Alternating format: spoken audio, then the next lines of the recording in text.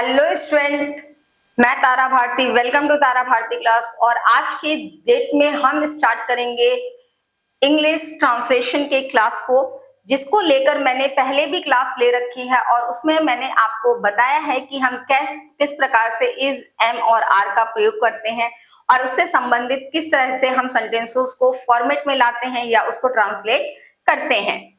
तो आइए चलते हैं क्लास की ओर और देखते हैं कि हम इनका इस्तेमाल किस प्रकार से करते हैं, हम इनको किस तरीके से सेंटेंस के मेकिंग में या सेंटेंस को ट्रांसलेट करने में इनका इस्तेमाल करते हैं।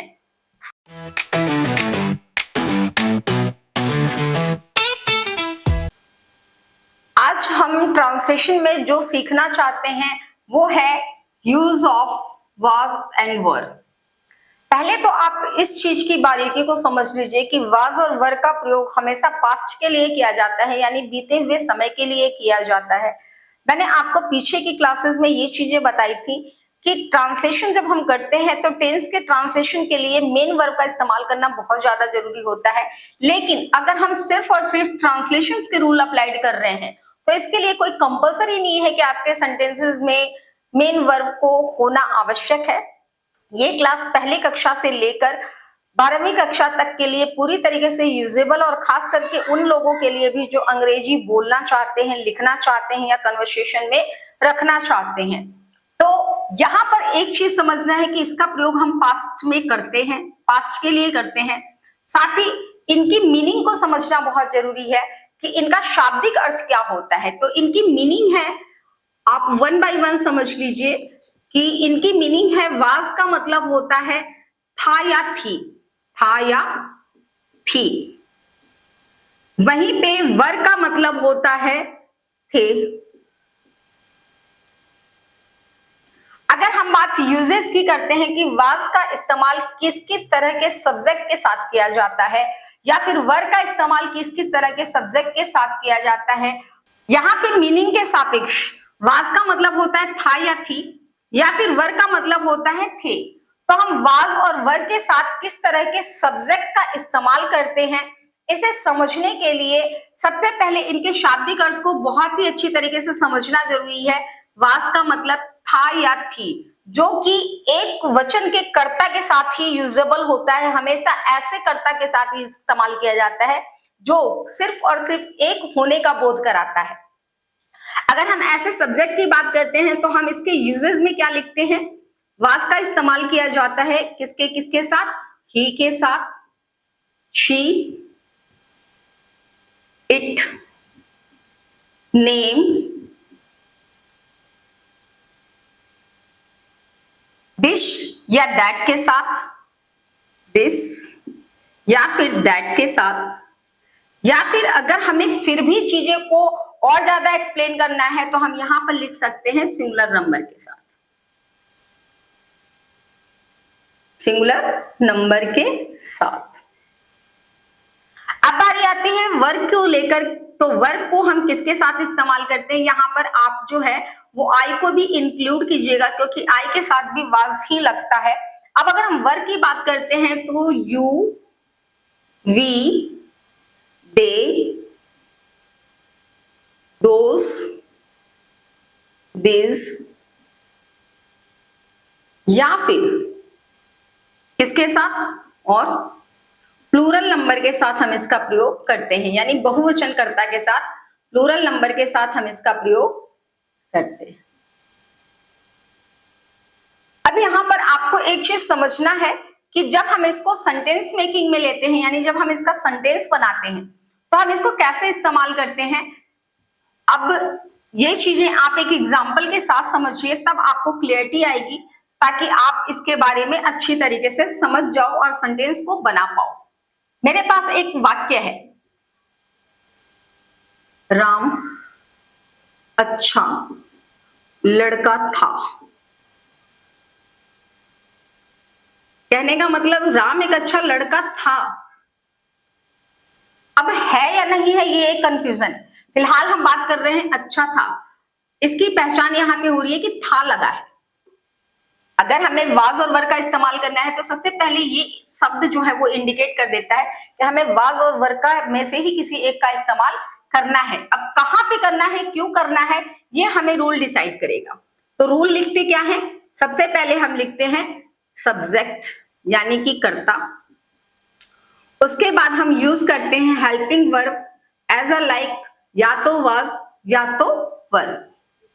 हेल्पिंग वर्ब, इसमें हम वाज या वर दोनों में से किसी एक का इस्तेमाल करेंगे। और लास्टली हम अदर वर्ड या फिर ऑब्जेक्ट का इस्तेमाल करेंगे। आप दोनों में से कुछ भी लिख सकते हो, या तो आप ऑब्जेक्ट लिखो या फिर ऑब्लिक में डालकर अदर वर्ड्स आप लिख सकते हो, जो भी आपके वाक्य में दिया गया है। अब जैसा मैंने आपको बताया, इस वाक्य के लिए राम कौन है, आपके सेंटेंस का सब्जेक्ट है, तो हमने सबसे पहले लिखा राम। फिर हमें हेल्पिंग वर्ब वाज या वर दोनों में से एक लगाना है। अभी मैंने जब यूजेस बताया था तो मैंने बताया था किसी भी नाम के साथ, चूंकि वो सिंगुलर नंबर है तो हम वाज का प्रयोग करेंगे और यहाँ पे लिखा जाएगा वाज। देन अच्छा लड़का, तो राम वाज गुड बॉय। इस तरीके से आपका ये सेंटेंस कंप्लीट होता है। ये तो बहुत ही सरल वाक्य था, जो कि कक्षा पहली दूसरी के बच्चे बहुत ही सरलता से लगाते हैं और उन्हें ये सीखना चाहिए, क्योंकि ये उनके सिलेबस में भी है। अब हम बात करते हैं थोड़े से बड़े सेंटेंस की, थोड़े से बड़े सेंटेंस की।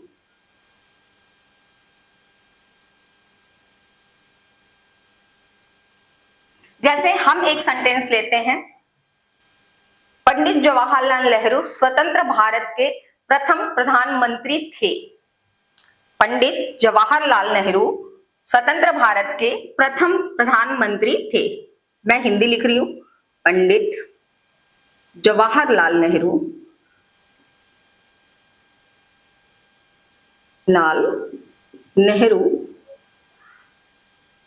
स्वतंत्र भारत के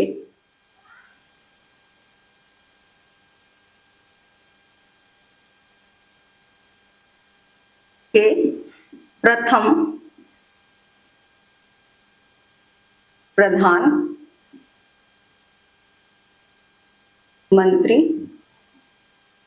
थे।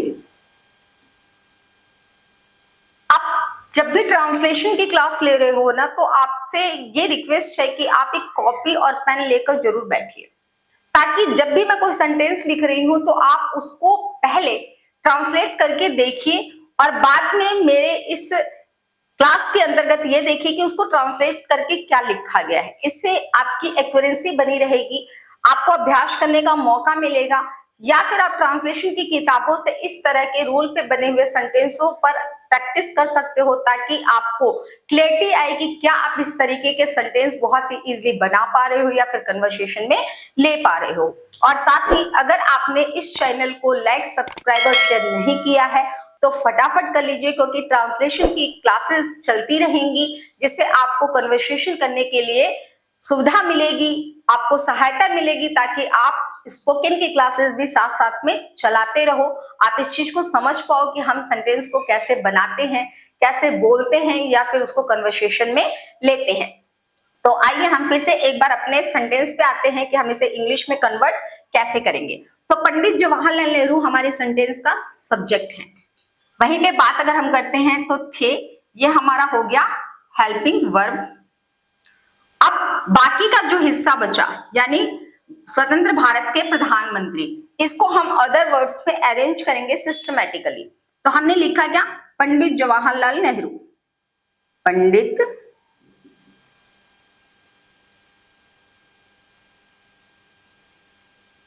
Lal Nehru.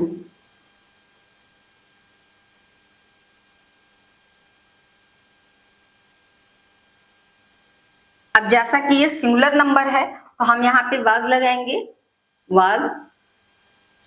Pandit Jawaharlal Nehru was the first prime minister of the first, क्योंकि रैंक बताई जा रही है, डिफिनिट है, तो हम यहाँ पे डिफिनिट आर्टिकल का इस्तेमाल करेंगे, the first prime minister of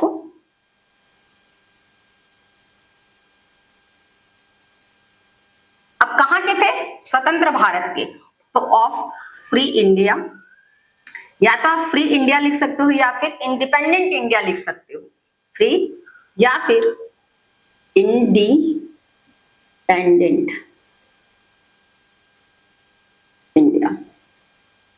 और देखा आपने, बहुत ही सरलता से आप इतना बड़ा सेंटेंस बनाकर रख सकते हो और कन्वर्सेशन में भी ले सकते हो। हाँ, लेकिन कन्वर्सेशन में लेना थोड़ा सा डिफिकल्ट होता है, क्योंकि कन्वर्सेशन करने के लिए आपका प्रैक्टिस होना बहुत ज्यादा जरूरी है, और ये प्रैक्टिस आप तब कर पाओगे जब आप अपने इर्द गिर्द होने वाली चीजों को शब्दों के रूप में बनाओगे और उनको इंग्लिश में ट्रांसलेट करोगे। तो इस प्रॉमिस के साथ हम यहाँ पर इस क्लास को खत्म करते हैं कि आप इस तरह के सेंटेंस बनाओगे, उस पर प्रैक्टिस करोगे और अपने आप को इस तरह के सेंटेंस को बनाने में पूरी तरीके से माहिर करोगे। आज की टॉपिक यानी वाज वर्ब का इस्तेमाल कैसे करते हैं मैंने आपको समझाया, और आशा है आपको समझ में आ गया होगा। आगे की क्लासेस ट्रांसलेशन के और भी टॉपिक्स को लेकर होती रहेंगी। इसी के साथ आपकी टीचर, आपकी मेंटोर तारा भारती। धन्यवाद।